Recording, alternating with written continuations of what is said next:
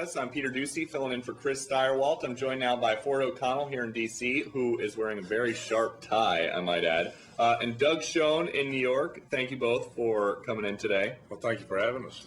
Doug, you hear me up there in New York? Sure. All right, so I want to start really quick. We're just now learning that Tamerlan Tsarnaev was on two watch lists, two terrorist watch lists. That's the terrorist who died. And the one who lived, it sounds like, according to a Megyn Kelly piece that's on foxnews.com, was giving a lot of good intelligence about the plan and about people that they knew and about what he knew until the Justice Department came in and read him his rights. Doug, was it a mistake for Dzhokhar Tsarnaev if he was giving up all this good intel that we don't have, since we don't know anything really about their background? Was it a mistake to mirandize him so early? No, as an American citizen, the Justice Department had made that decision. I don't think it's inappropriate. We have successfully tried terrorists in American courts. I think we're going to do that again, and hopefully we'll be as successful as we've been. And I'm pretty comfortable with what was done. All right, and Ford, we don't know everything that he was giving up, but we're told that the FBI is now pretty mad because they say that they're losing valuable intelligence. I agree. I don't know why he was mirandized. I'm not concerned about evidence in terms of his guilt. I'm concerned about finding out what else happened here. Clearly, these folks, there's a lot going on here, particularly when the mother starts saying, gee, I think the whole thing is staged. She's off abroad because she has a charge of shoplifting. We find out that they're on federal benefits. There's just too much going on here. Bottom line is, I'm concerned most about, was there a foreign involvement, or was there someone else in the United States providing them money, providing them access to how to do this stuff? We don't know, and frankly, that's what matters the most.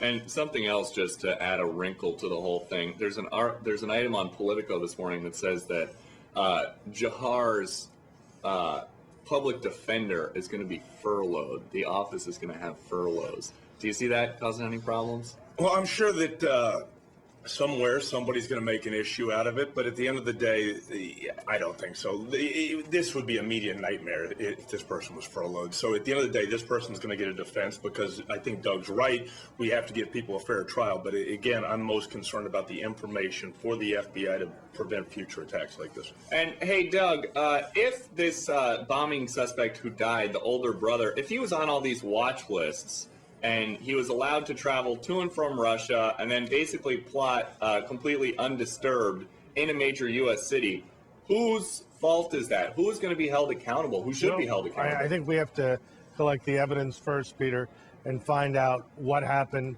what kind of training they received, what the nature of foreign involvement, if any, was, as Ford asks. I think we need to do an assessment before we cast aspersions and dole out blame. Well, I agree with Doug. I think we do have to collect the evidence, and we have to proceed cautiously before pointing the finger. But we know that somewhere somebody's got to pay for this, because this cannot continue, and we got to figure out the best way to prevent this in the future. All right. Now, I'm looking at the other monitor right now. President Obama is with the most exclusive club right now on earth. All 5 living U.S. presidents, both Bushes, Clinton, Obama, and Carter. The president is speaking. If you want to see that, it's streaming on foxnews.com. Just go to the streaming thing or go to the homepage, and then you can click in from there. But we're now learning with some breaking news that we just got as we were coming to the set. He sent a letter to U.S. senators that says that they have evidence that Syrian President Bashar al-Assad has used chemical weapons. Doug, he's said for a long time that is the red line, that's a game changer for U.S. involvement. It sounds like they might, again, it's early, we've only had this for 20 minutes, but if the president finally got the evidence that he has said he wanted for months, close to maybe more than a year now, what's he going to do? Well, that's the question. Look, he does have to do something. We have to step up our aid to the Syrian opposition. That's certainly clear. The problem is, how do we do it most effectively, and how do we do it so the aid we provide doesn't go to al-Qaeda-linked groups?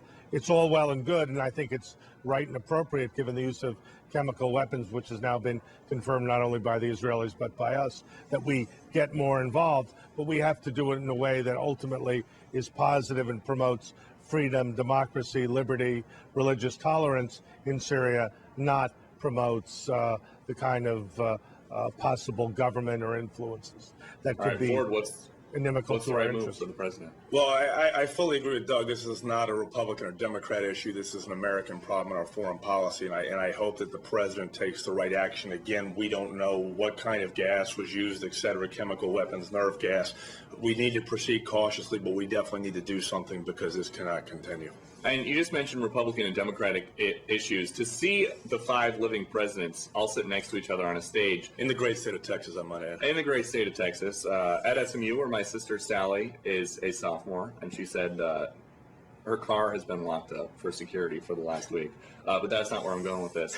After such a brutal election in November, what does it say to people? What's the impact going to be, if any, of seeing all 5 presidents get together? There's nothing really political going on. They're all doing a nice thing by going to Dallas for the 43rd president. What is the significance of that? Solidarity across party lines. I mean, you have 2 Democrats there, Bill Clinton and Jimmy Carter. And frankly, the stories that they're telling about George W. Bush, it's not just about George W. Bush. It's about the office of the president and leadership moving forward. And right now, that's a good thing for my party to see, because the Republican Party is a leaderless party. And eventually, we're going to have to coalesce around someone. And watching these 5 interact is a good thing moving forward for us. And Doug, just big picture, what does it mean? What is the significance, the broad impact for everybody watching at home who sees these 5 guys who, on paper, don't necessarily like each other except the father and son? What's the big impact of that? Well, I'll just small point of, I think, correction. Bill Clinton has worked very harmoniously with both Bushes, and I think the Clinton family and the Bush family have built something of a bond. They've done tsunami relief, among other things. So Katrina as well. So I think there's closer bonds than you might say, Peter. But the broader answer to your question is this is the best we have to offer as a country. We're a democracy. We have peaceful transitions of power, and we have people of different worldviews, different locations, different ideologies and parties who are able to come together to celebrate what is uniquely American. I think we all agree with that, and I'm confident my friend Ford would share those sentiments. Absolutely, Doug. I think you guys are both right on that. Those 5 are among the best that we have to offer. Ford O'Connell with me, with the very nice tie on here in Washington. And Doug Schoen in New York. Thank you guys very much. Next time I'll wear a better tie. just the plain blue. That's right. I will do it. Not to worry.